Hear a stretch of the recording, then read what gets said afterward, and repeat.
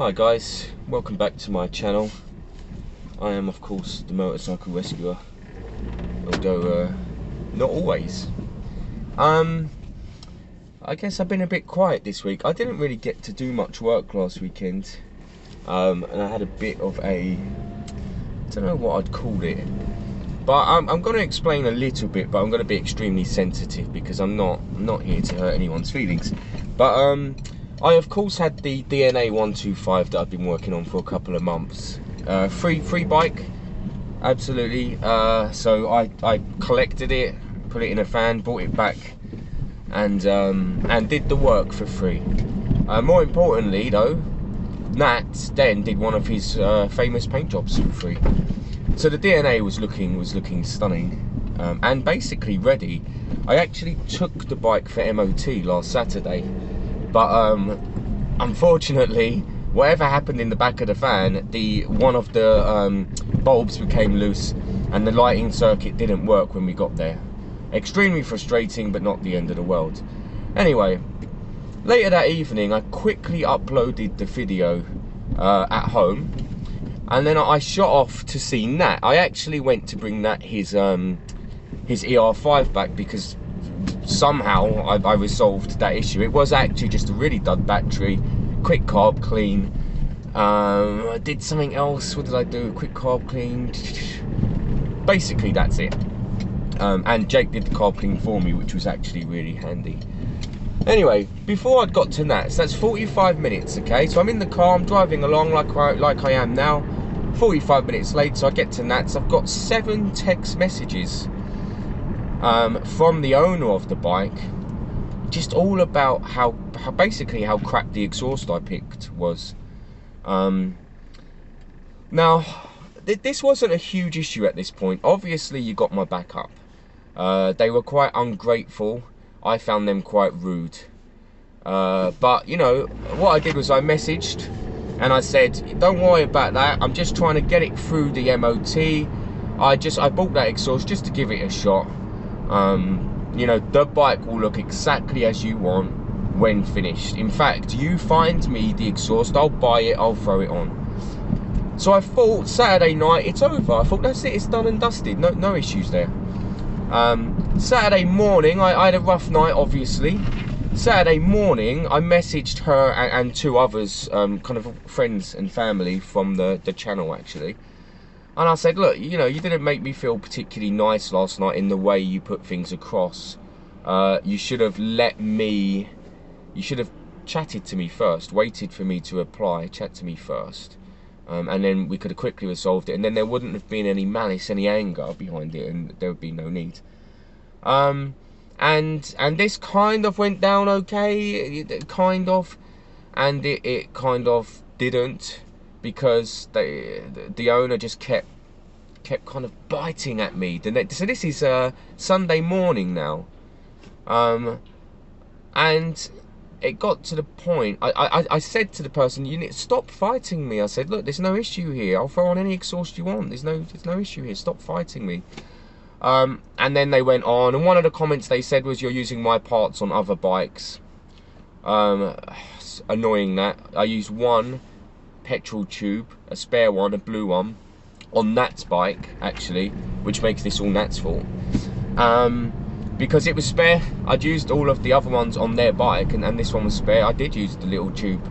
It's worth about £3, but obviously balances out with my £2,000 worth of time I spent on her bike. Anyway, long story short, I said, pick up your bike. I'm not interested. I'm leaving it outside of the garage. The key's under the front wheel, under the mud guard. It's staying there for as long as it can until it's picked up. I'm having nothing to do with it again. And I stand by my decision. Obviously, I felt like crap. I didn't want to do that. But I'm not here to be treated that badly. You know, when you've worked on someone's bike for 2 months and you've put so much time and effort into it, and somebody sees one change that they're not keen on, and instead of just mentioning it gently, you know, just being quite nasty about it, and more importantly, once I've resolved the issue, I will fix this for you, carrying on and being bitey, that's not okay. That's not me. I'm nice. I consider myself to be very nice, but I've also got emotions. I'm not here to be bitched at and moaned at. So the DNA went home, which is a shame. In my head, I finished that project. I've got a video of that project last week, riding with my exhaust on it, and that project's finished. So I've done my part, but I want nothing more to do with it. I'm not going to give them any advice about it. I'm not going to play into the games, basically. So that's kind of, the bike's finished and gone. That's fine. Also a bit of a shame in the way it ended. It makes me think really strongly about whether I can take other people's bikes. I took Auntie Sue's bike a year or two back. That went very well. That was very successful. But this one, and I've done loads in between, but this one wasn't successful, and it makes you feel crap. To be very clear, within the first 7 messages, the bit that lost me was the last 2 were, "Don't you dare ignore me," or something along the lines, "Don't ignore me." And then the last one was, "Drop my bike back tomorrow morning straight away." And you know, telling me what to do, ordering me to do something. You're never going to get what you want, because I don't respond to that. So there's the story. I know some of you kind of have blips. I know that 1 or 2 of you got bitten at as well on the YouTube comments. I have blocked and deleted the person now, so there should be no issues there. I guess it's about me and our channel. This is our channel. Within my Facebook group, there's a bunch of us. We all chat, we all share bike ideas, we all help each other out, we all share our channels, and it's about us as a local community. And my channel and anything around it will always be positive. And as soon as it's not, it's over. It's over. You're gone, you're deleted, you're blocked. And the people who do appreciate the stuff that we do carries on. So there's my story, there's my little rant. I'm actually now driving to help someone out. I sold that little 50cc last week to a watcher, very nice guy.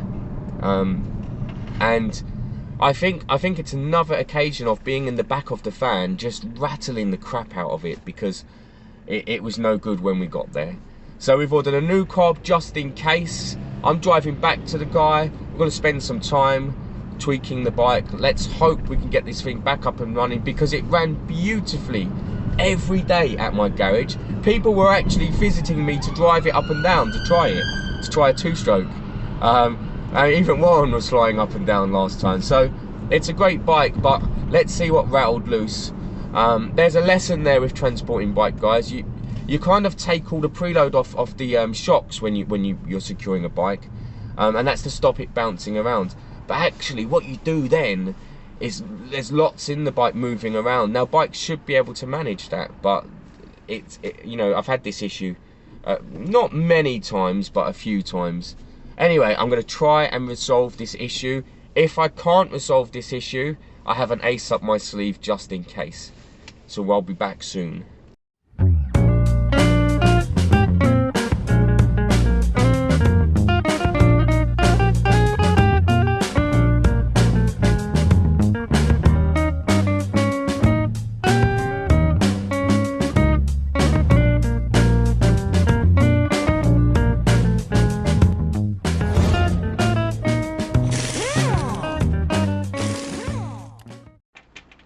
Alright guys, so here we are back at the Pulse Lightspeed 50. I said in the car earlier that the fan, when you're driving along, it just rattles the hell out of them when you compress the suspension. And it's something I'm not sure how you get around that, if I'm being honest. Because you have to kind of take the load off the shocks in the fan for it to be secure, otherwise it bounces around. But then everything rattles loose. So I'm here with Martin, and you won't see him on camera for obvious reasons. Some people do, some people don't. Chuck on the new carb, you know. Obviously something went wrong with this carb. Now I think I know what it was. I think the float valve got stuck in the fan, so I think it got stuck open, and I think the fuel kept coming, it kept coming, and it come out, and it will probably be, it would have evaporated now, but it would probably be sitting in the airbox. because there's nowhere else really for it to go. On a 4-stroke it would go into the oil, but there isn't oil in a 2-stroke, so you'd basically see it trickling out somewhere silly, but we can deal with all that at the time. For now, this carb off, new carb straight on, no messing around, fire it up. In my opinion, it will be as simple as that. Plenty. And then it should fire up and go back to normal.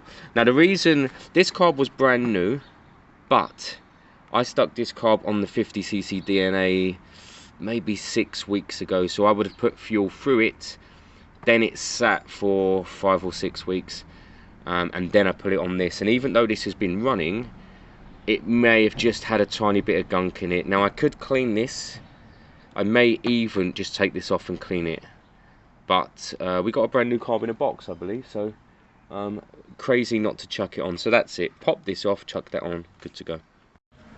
Alright guys, really quick job, and so new carb's on. I am going to pop the old carb open. I'm curious as to what's going on. I was just speaking to Martin about it, and he kind of has an idea of what he's doing, and says actually it is quite nerve-wracking with carbs, and I do get that. I'd love to do a full tutorial. I think I will do a full tutorial on carbs at one stage, because they are extremely complex, but that's when you're breaking them down, cleaning them, rebuilding them. When you're popping one off and popping a new one on, it's very, very straightforward. But I do get that there would be some anxiety around it. Basically, new carb's on. Fuel's definitely sucked through. I did that myself. Old carb had a rip in the choke wire, so there was possibly an issue with the choke. It may have been stuck in, not helping it run. It may have been stuck out, flooding it with fuel. Either way, it wouldn't be working properly. So we've definitely found the cause of the issue. Secondly, I think that probably was the primary cause of the issue. I think it was probably bouncing around and it ripped. And I think Martin actually hit the nail on the head with the securing of the airbox. I'd left out a screw, or the screw bounced out on the journey. Yeah, something like that. So basically, imagine the pressure then on the carb. It's bouncing around in the fan. That little thing rips there, and then you've got choke problems. Simple as that, really. I expect this bike to fire up. I expect it to idle. I expect it to run very well. So I'm not going to film Martin, so I'm going to keep it on the bike, but Martin's going to kick it over, put the key in, and we should hear the 2-stroke again.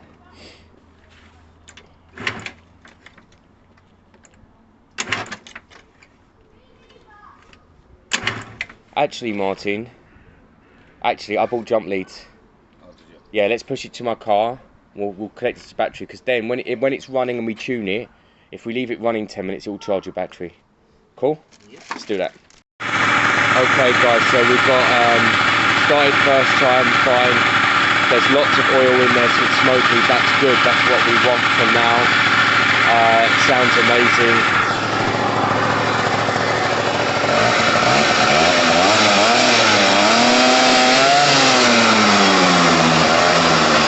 There's a lot of oil in there.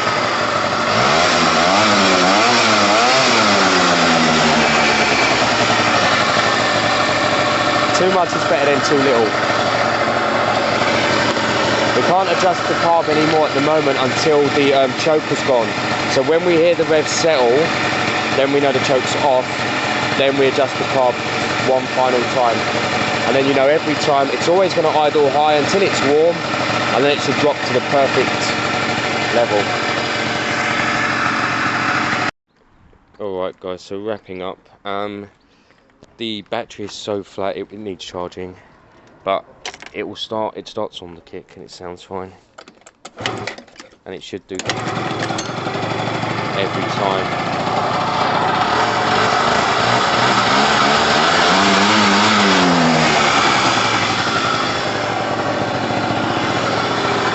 It sounds amazing.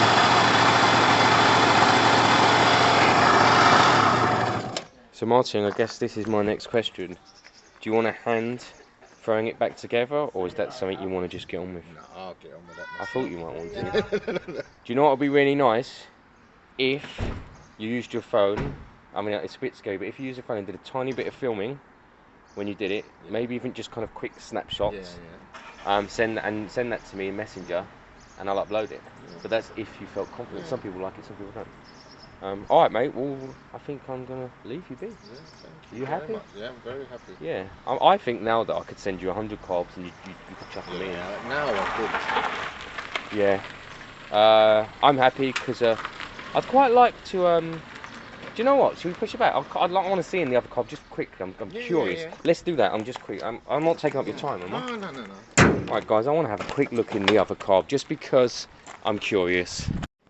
Okay, welcome back to my garage everyone. tmax Mark 1 fully ready, up for sale, 2k.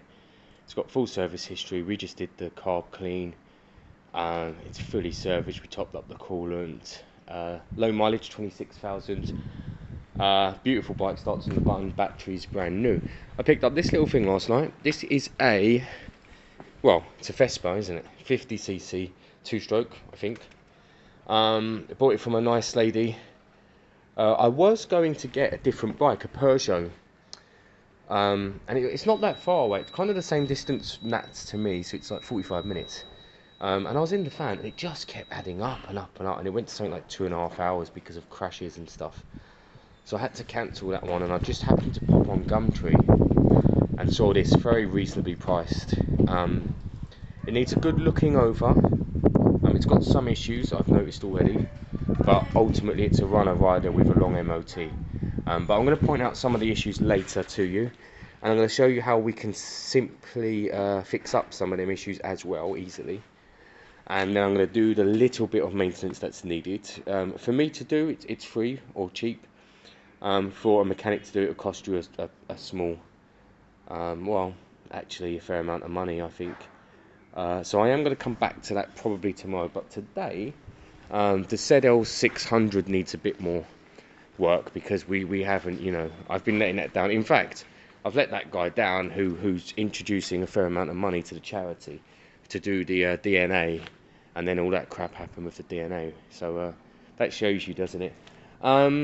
I've also got my next, what do I call it? I don't want to call a person a charity. I've got my next, charity. Someone who's been a long-term watcher of my channel. In fact, from the very beginning. Someone I know actually personally, but they are a watcher on the channel.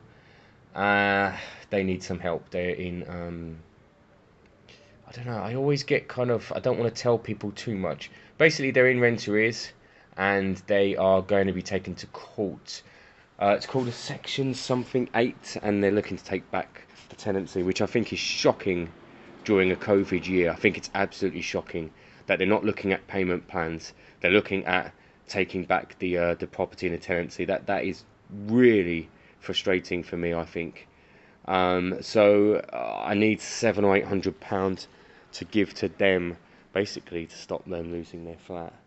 As always, I will not be showing anything to do with that. You won't be seeing them getting the money. We're not doing reactions because I hate that. I hate seeing people, for example, on Facebook or YouTube giving money to homeless people but filming it. It really winds me up because even though it's helpful for that person, you're not doing it for the right reasons, in my opinion. But there is a fair amount of money that will come from the tiny bit of profit on the original tmax, a nice amount of profit on the second tmax, and then we'll just top it up with that. So that's good. I always feel better when I've done some sort of charity with the money. But for now, let's get out the zl600. Let's have a look at where we are and where we're going, and we're going to do some bits and pieces to start polishing it off, kind of.